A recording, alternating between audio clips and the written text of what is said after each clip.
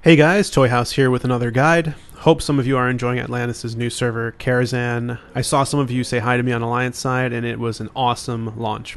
Anyways, today we're going to be talking about professions. This guide is massive. I've got all professions, primary and secondary, and all of the specializations. As always, guys, there are timestamps for you to skip to the profession that you care about, and if you find this guide valuable at all, hit me up with a like and a sub.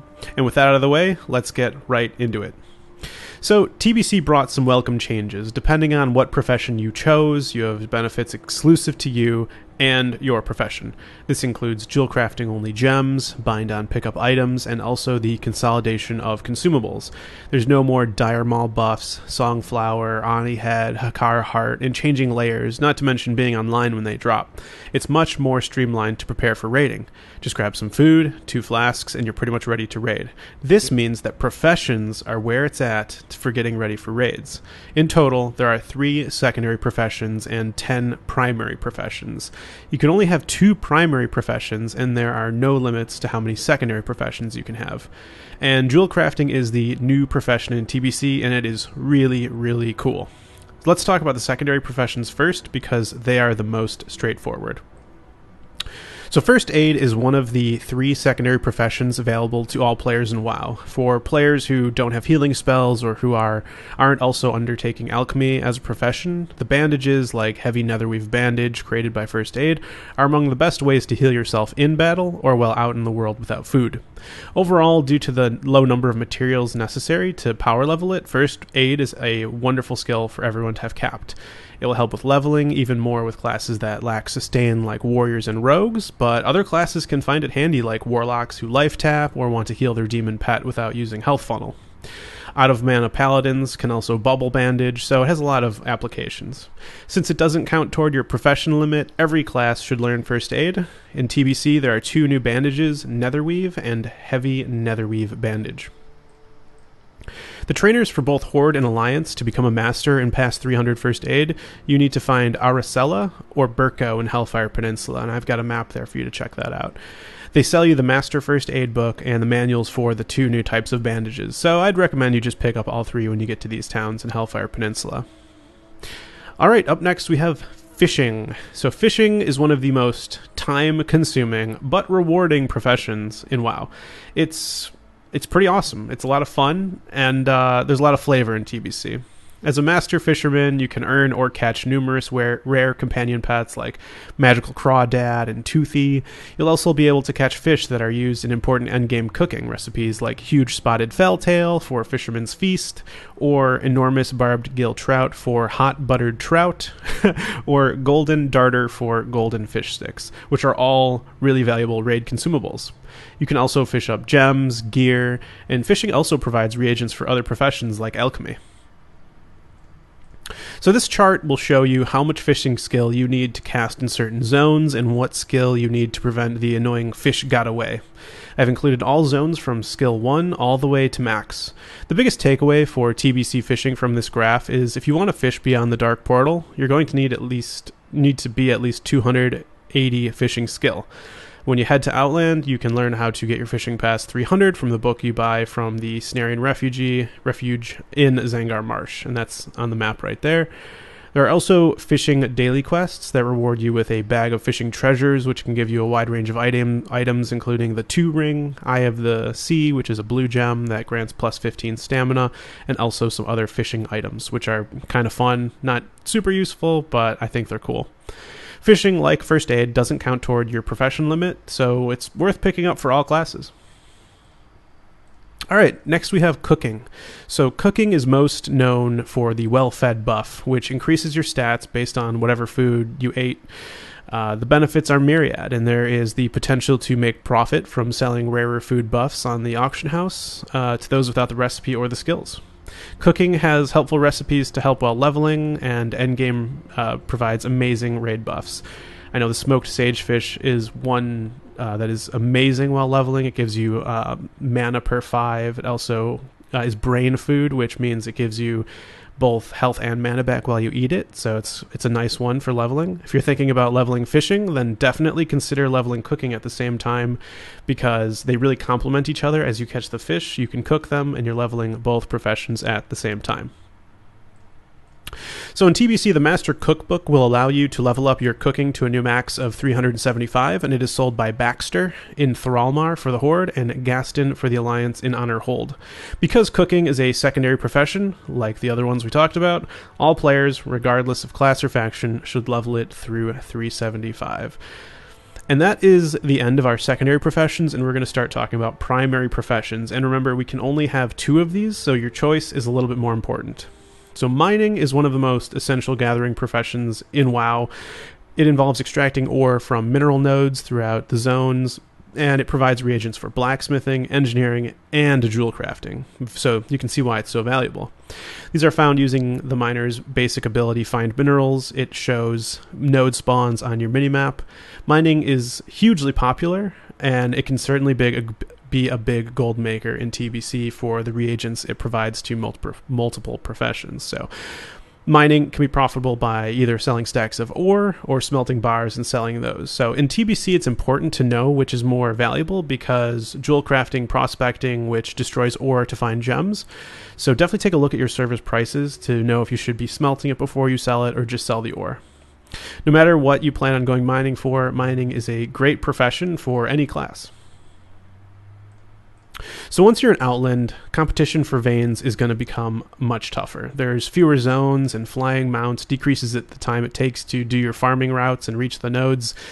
I laid out some routes for you that are pretty popular. Fel Iron can be found by making circuits in any zone, but the 2 most advisable are Hellfire Peninsula and Tarokar Forest. Hellfire is useful because it has the highest number of node spawns, and Tarokar is especially worthwhile for power leveling because you can quickly move to Nagrand to start collecting adamantite. Now, adamantite is rarer than fel iron and will be the last mineral you'll need to gather to cap. Like thorium, there's 2 types, standard and rich. And like the previous rich veins, there is a difference of 25 skill levels between when you can gather normal and rich deposits. To efficiently collect both, however, the optimal zone is Nagrand. Making complete circuits around a Nagrand should be enough to reach 350, but once you start looking for rich deposits specifically, you'll need to focus your route. The nodes effectively spawn in a ring, and you should be able to streamline your hunt if you make a circle passing through Sunspring Post, down to the encampment just south of Forge Camp Fear, continue around Oshu Gun to Talar, south to Kilsaro Fortress, and then following the eastern border of the zone up through Burning Blade Ruins, eventually passing around Garadar and returning to Sunspring. And once you've gathered enough, you should be capped. Now we're going to talk about 2 endgame ores in TBC, Corium ore and Eternium ore. So Corium ore is essential to endgame crafting in TBC. High-level blacksmithing and engineering patterns require Corium bars, and high-level gems are prospected from the ore itself. The nodes to gather it are Corium veins, which can be found in all zones of Outlands. To farm most effectively, however, the 2 best zones are Nagrand and the Isle of Quel'Danas. While Corium technically spawns the most in Zangar Marsh, I'd say that the size of the zone makes it a bit ineffective to farm.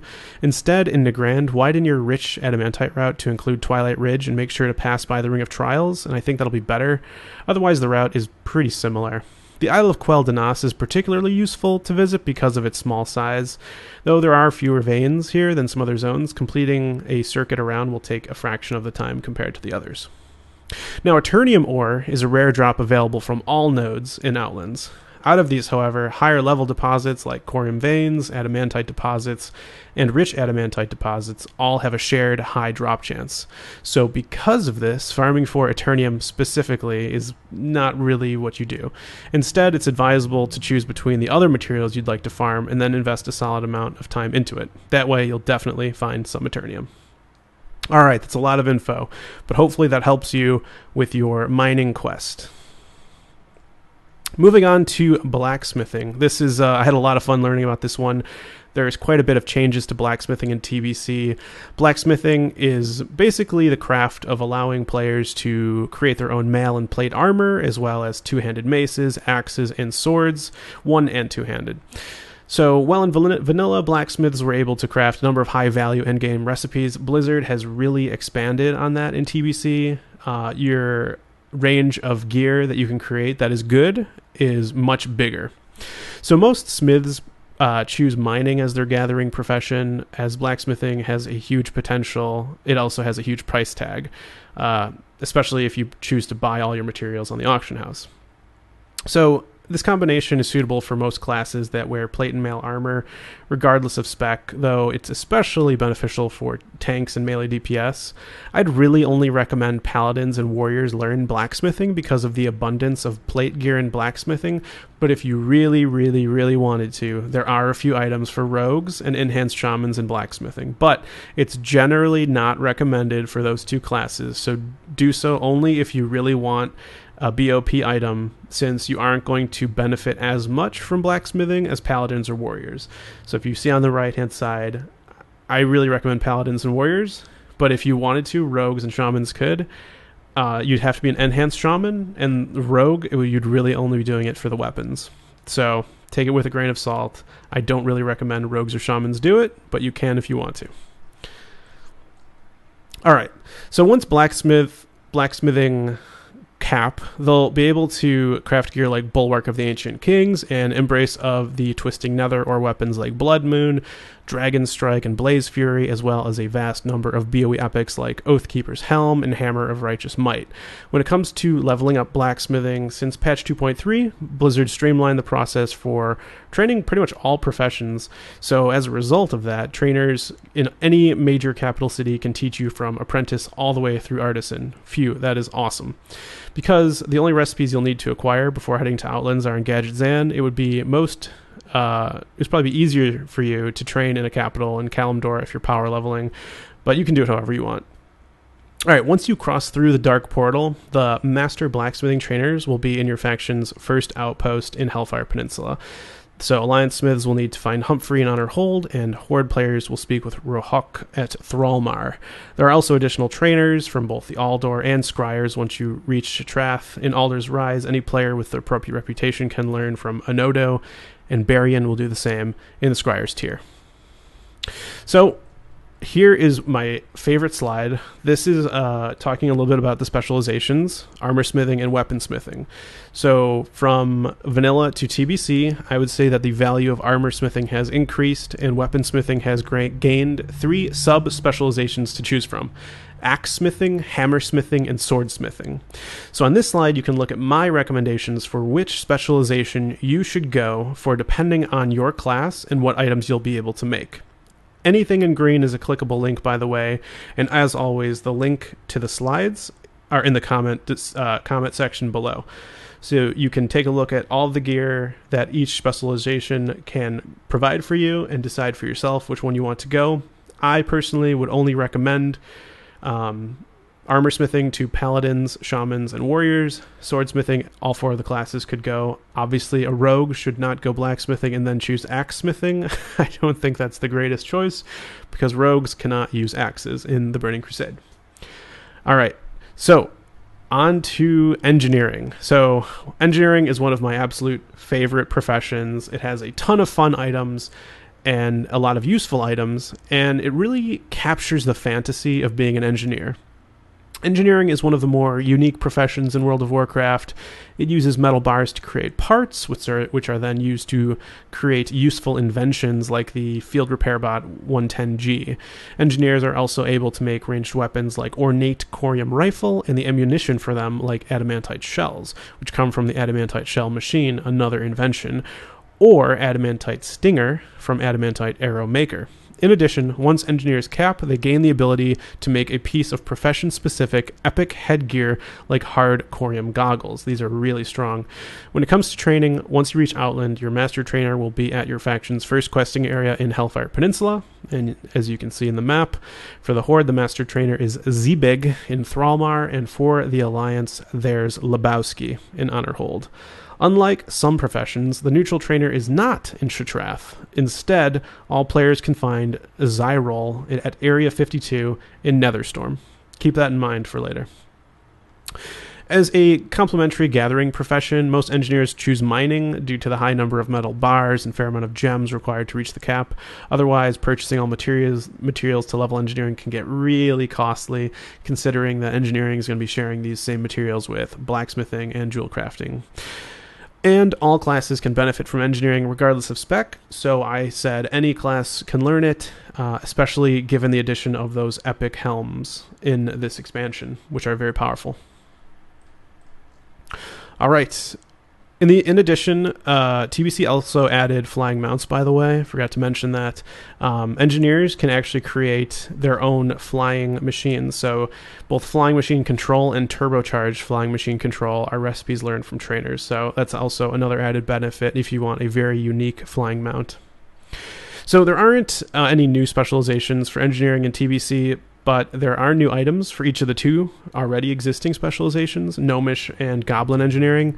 For Gnomish engineers, and I'm just going to cover a few because there's quite a bit, there's the new Ultra Safe Transporter and Gnomish Poultryizer, to name only two. And then for Goblin Engineering, there's the Foreman's Helmet, granting stun resist. There's one with attack power, and there's one with spell damage. So choose whichever one you want. And then the new Dimensional Ripper to Area 52. So keep that in mind if you want to quickly go to the engineering trainer. Goblin Engineering will probably have easier access to that trainer. Always fun and super flavorful stuff with both specializations. Generally, I would say Goblin has been better for PvP, but really both specializations have things to offer. Gnomish generally is considered to have better trinkets, and also take into mind the difference in teleport locations. So the Ultra Safe Transporter for Gnomish brings you to Toshley's Station, and the Dimensional Ripper for Goblin Engineering will bring you to Area 52. All right, we're moving on to Jewelcrafting. So I have to say, Jewelcrafting is one of my absolute favorite professions. Once you reach Outland to train Master Jewelcrafting, it's similar to the other professions. Your trainers are going to be in your faction's first town, which is going to be Honorhold and Thrallmar. Alliance should talk to Tatiana, and Horde should talk to Kalian. There's a number of neutral trainers available as well. In Shatrath, there's Nemiha and Hamanar of the Aldor, as well as Karembri Silvermane of the Scryers, as well as in Netherstorm. Everyone can also find Jaz Dalad of the Consortium at the Stormspire. And I got that on the map for you to check that out. Unlike most professions in WoW, there's only a limited number of trainers that teach apprentice through artisan jewel crafting. The Alliance's only options are Fari in the Exodar and Hanner Gembold in Ironforge. The Horde can learn from Kalinda in Silvermoon City, Alenia in Eversong Woods, just outside the city, or Nahari Cloud Chaser in Thunder Bluff. These names are actually pretty hard to pronounce, so sorry if I messed up those people's names. So what's awesome about jewel crafting is that it's a new profession in TBC. It's a new addition. It involves cutting gems to put them into gear, or using them to craft rings, necklaces, trinkets. In order to find these gems, jewel crafters need to use their main skill, prospecting, on any ore, which destroys it in the process in order to search for these gems. And then once you cap your jewel crafting, you'll be able to craft really awesome gems like Relentless Earthstorm Diamond, Figurine Living Ruby Serpent, or the Natural Ward.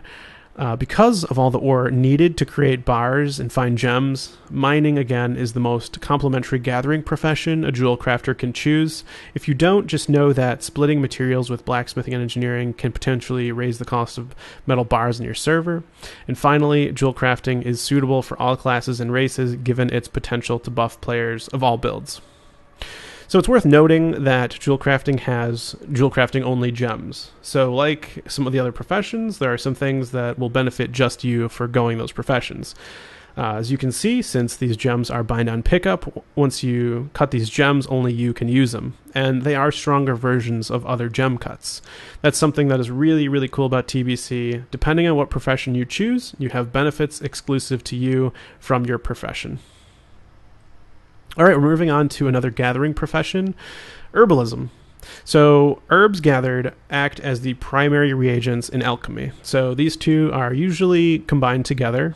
Elsewhere, herbs are sometimes used in enchanting, cooking, engineering, and various other professions. And because alchemy is suitable for all classes, so is herbalism. And as the profession takes place across every zone, there is really no specific race that benefits more or has an easier time leveling it. I have found that blood elves get a ton of blood thistle in their starting zone, so maybe they have a slight edge of having an easier time leveling that. However, out of all of the zones, I would say that Zangar Marsh is the easiest to consistently level your herbalism in TBC. It has great biodiversity and mobs like Boglord that act as an herbalism node after it's been defeated. You can also make complete circuits or focus on specific areas like the northwest corner around Marshlight Lake and Angorash Grounds, and also around Umbrafen Lake. Out of all the herbs that have an individual node, 1 or 2, I would say, are the most important. Mana Thistle and Fell Lotus. So these 2 reagents are used in a number of highly useful endgame alchemy creations, as well as a couple of elixirs. The most nodes are in Tarokar Forest above Shatrath and around Skedis. The zone with the second most is Nagrand, where they're around Twilight Ridge and near the border with Tarokar. The other one I mentioned is Fell Lotus. It's used in making powerful flasks. And flasks are super powerful in TBC because their effects persist through death. So that is a new change. Usually if you died in or wiped in Classic, you lost all of your consumables. Well, these flasks will persist through death. So these herbs are super valuable because it will make these flasks. So the 2 maps on the right are routes you can use to farm Fell Lotus. It's a little more popular than Mana Thistle. As you can see, Mana Thistle is a bit more, there's less of it. So there you go. Those are the 2 herbs that you're probably going to be focusing on if you level herbalism up to the max. Okay. Next up is alchemy. So alchemy is the profession where you're going to be using the herbs from herbalism to craft potions and elixirs, or using stones and reagents to convert one material into another, known as transmuting. So alchemy is essential for high-level raiding and PvP, as the potions and elixirs are some of the strongest buffs available in the game, and I kind of alluded to that earlier in the herbalism section.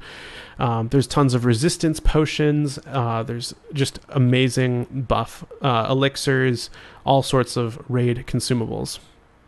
They're absolutely vital for completing certain dungeons and raids. As well, the materials alchemists can create are necessary for almost all endgame crafting, and also giving you the chance to earn some serious profit because of that. To learn Master, you'll find your trainer in your faction's first questing area in Hellfire Peninsula. For the Horde, this will be Apothecary Antonvik in Thrallmar, and for the Alliance, it is Alchemist Gribble in Honor Hold. Both sell multiple recipes you're going to need. All players can learn from Lorokim in Shatrath Lower City. You will also need to purchase at least 1 recipe from them, so keep in mind where they are. Overall, alchemy is suitable for all classes, especially with the addition of endgame trinkets for almost all roles in TBC. Most players choose to also take up herbalism as their gathering profession, as purchasing all the herbs for your concoctions are going to be super costly if you're just constantly going to the auction house buying whatever you need. All right. So from transmutations to elixirs, flasks, potions, I would say alchemy has probably one of the highest value creations. So here's just a few of them listing out, some of the stuff you can make in alchemy. I definitely recommend alchemy if you haven't done it before, to just look at all of the amazing stuff that you can create. All right, next up is skinning. So skinning is the use of a skinning knife to basically skin either beasts, dragonkins, or demons. Skinning is most often paired with leatherworking. The materials can be used for other professions, but by far it is most often used with leatherworking because the 2 are basically perfect together. Other than, using skinning to level leatherworking, skinning also has a pretty good gold making potential. You can sell lots of different hides that you find, and they're quite valuable because of the amazing craftable BOE epics that are added in TBC. So selling high level leather is really a very profitable thing to do. To become a Master Skinner, Alliance players will be taught by Jelena Nightsky in Honor Hold, and for the Horde, Murutu in Thrallmar will do the same thing for you. Also, all players can learn from Seymour in Shatrath's Lower City, but there's really no reason to learn from him. I'd recommend learning it in Hellfire, so you can start leveling your skinning right when you are in the first zone. So don't learn from Seymour. He sucks. Too far away. Another benefit with skinning is that it really nicely integrates with leveling. You can really easily level this profession while you're leveling your character. You can just skin the creatures you're already killing for leveling, so there's no need to go out of your way to level this gathering profession. You can just integrate it nicely with what you're already doing. However, this makes it a very popular profession and can eventually drive down prices if there's just too much supply to meet up with demand. All right, so to level up your skinning in Outland, I'd recommend starting in Hellfire Peninsula, doing the highlighted routes. Then, once you're 330, continue leveling skinning in Nagrand, and at 350, farm the Nether Drakes in Blades Edge Mountains to cap off at 375. When it comes to skinning, there are 3 reagents that are high value to look for. Probably, actually, I'd say maybe 4 as well. Basically, these items make very powerful items, and again, the links are in the slides if you want to click them. So I'm just going to be talking about a few of these very valuable reagents. So one of them is the Nether Dragon Scales, which are skinned from drakes and worms throughout Outland, and the easiest places to find high concentrations of these are Netherstorm or Blades Edge Mountains. Fell hides are most often found on elite demons and dungeons, but also can be skinned from non-elite mobs. One of the easiest ways to farm it is to head to Netherstorm and focus on artifact seekers and warp chasers around Arklon Ruins and Manaforge Duro. Another non-elite farm-friendly mob is Daggertail Lizard in Blaze Edge Mountains. All right, next up is Fell Scales. So these are important for mainly crafting epic quality mail gear. It has a higher drop chance from skinning than most of the other endgame materials, and it can easily be farmed by flying through the northern part of Blades Edge Mountains, noted on the map, and skinning the various types of basilisks throughout the zone. This next one, I'm sure, is no surprise. The thick cleft hoof leather is one of the unique kinds of leather necessary to craft endgame gear in TBC. It's primarily skinned from cleft hoofs and can easily be farmed in Nagrand. However, the rarest of the materials that I've listed out has to be Cobra Scales, because Cobra Scales can actually only be skinned from 3 different mobs. This can make farming them a little bit more challenging. 2 of the mobs, Coilscar Cobra and Shadow Serpent, both spawn on the northern ridge of Shadowmoon Valley, making that the best spot to gather them. The other, Twilight Serpent, only spawn in Nagrand on Twilight Ridge, so if one spot is over-farmed, you can go and check out the other one. Skinning is an awesome profession. All right, up next is leatherworking. So leatherworking in TBC has some new BOP and BOE recipes and specialized gear. So skinning is the only profession that is able to gather the necessary materials for leatherworking, so most players opt to pair the two, and in terms of class and specialization, leatherworking is suitable for all leather and mail wearers. You can find master trainers in Hellfire Peninsula. For the Alliance, you'll learn it from Brumman at Honor Hold. Barim Spilthoof will do the same for the Horde at Thrallmar, and all players can also be trained by Darmari of Lower City in Shatrath. So leatherworking is, in my opinion, the absolute best profession for raiding and PvE due to the ability to create drums of battle and drums of war, which are very, very useful in raids. If you take into account the combined benefit for the entire party, you can see why it is so powerful. You can also craft leg enchants like Nether Cobra leg armor, which will definitely be best in slot for some classes. And all leatherworkers can make very powerful gear. I've listed this out. Gear like Carapace of the Sun and Shadow and Living Earth Shoulders. So just keep that in mind. There's some very powerful gear. So leatherworking, like several other professions, offers you the chance to hone your abilities in a specific specialization when you're at least level 45 and skill level 200. For leatherworking, these are Dragon Scale Leatherworking, Elemental Leatherworking, and Tribal Leatherworking. To decide which specialization is for you, one of the easiest ways is to look at the endgame gear I've listed here. I've also shown you, in my opinion, which specialization is right depending on what class you're playing. I would say that for Dragon Scale Leatherworking, this is mainly for spell using malwares, so Elemental Shamans, and also there is the Ebon Nether Scale set, which I would say is okay for physical DPS malwares, aka Hunters. Elemental is for physical DPS leather wearers, so I would say rogues and druids only, and Tribal is for spell using leather wearers, which is actually only druid. So while the specializations themselves are not new, in TBC they can make powerful pieces like Primal Strike Vest, Windhawk Belt, and Ebon Nether Scale Bracers, for example. So definitely take a look at which specialization you think is right for you and what gear you want to go for, and decide for yourself. Okay, so moving on to tailoring. So tailoring is using cloth that you find on humanoids, similar to first aid, to create different bags and different cloth gear. Because tailoring is able to make gear for any spec, it's an appropriate profession for really any cloth wearer. So I've listed over to the right, you got mages, warlocks, and priests. And because it doesn't really require a companion gathering profession, it's most often leveled alongside enchanting, because it also doesn't need a gathering profession. So although for PvE maximizing DPS, I'd say leatherworking is the best for drums, I would definitely consider tailoring because of the powerful gear that you can actually use for some of these classes. Some of this powerful gear includes, Mantle of the Nimble Thought, and Hands of Eternal Light, and Spell Thread enchantments, enhancements to gear like Runic Spell Thread. So once you reach skill level 350, you can head on over to Shattrath's lower city and begin your specialization quest. Specialization has two primary benefits. The first is that when crafting either Primal Mooncloth, Shadow Cloth, Spell Cloth, you'll make 2 per cast depending on which specialization you choose.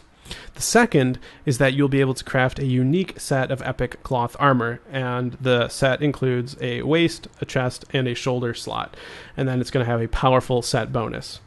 So which specialization is for you? Well, I'm going to walk through that right now. So I would say Mooncloth armor. It is going to allow you mana regeneration while casting. It's going to buff your int and your spirit. It's basically for healers. I would say that it's for holy priests, and if you wanted to, I would say if you're a resto druid, it's okay to wear cloth, and you could go for this set. The Netherweave set heals players for 2% of the damage Frost and Shadow cause, and buff int and stamina, and the Spellfire set buffs int and increases spell damage by 7% of your total intellect. Sorry, I meant to say, instead of Netherweave, Frozen Shadow Weave. So, based on the gear and what class you're playing, or on which cloth you feel like selling, the choice is kind of up to you. Shadow Weave tailoring is really for the Frozen Shadow Weave set. So if you're a Frost Mage, if you're a Shadow Priest, or if you're using Shadow spells as a Warlock, which you should be in most cases, Shadow Weave is for you. Mooncloth tailoring is really for healing. So I'd say Holy Priest or Resto Druid. And then Spellfire tailoring is for Fire Mages and Destro Warlocks who are using primarily fire spells. So I hope that is helpful to you. Alright, up next is Enchanting. Now, Enchanting is a powerful endgame profession in PvE and PvP as you level. It can give your gear buffs to make leveling faster. This profession is usually paired with Tailoring because it doesn't require a gathering profession. Because of this pairing, Enchanting is most highly recommended for cloth armor wearers of all specs, but it can also make sense for pretty much any class to become an enchanter. But my highest recommendation is to the cloth wearers to also get Tailoring with it. Enchanters get their materials to enchant by using Disenchant, and in raids you're going to want at least one enchanter to disenchant unneeded gear. This spell allows players to destroy gear of at least uncommon quality into dusts, essences, and crystals. At a high level, enchanters can add buffs like Enchant Gloves Threat, Enchant Weapon Executioner, and Enchant Boots Sure-Footed. Also, enchanters have an enchanting-only enchant for their rings, which increases all stats by 4. Put that on both rings, and because you're an enchanter, you'll now have an 8 to all stats lead on an otherwise equal set of gear. Alright guys, and that's all for this video. So this one took me a super long time to create, so if you enjoyed it, let me know, like the video, subscribe if you're new here. If you're new here, welcome. I'm planning on continuing to make TBC guides, so if you haven't subscribed yet, don't forget. If you subscribe, then you'll know when the next guide is out. let me know what you guys think about this guide. If I missed anything, if you have any further questions, if you're tell me what you're interested in learning about next, and I'll see what I can do for you guys. So I really hope you guys enjoyed this. I hope you found it valuable, and I will see you guys in the next video. Take care.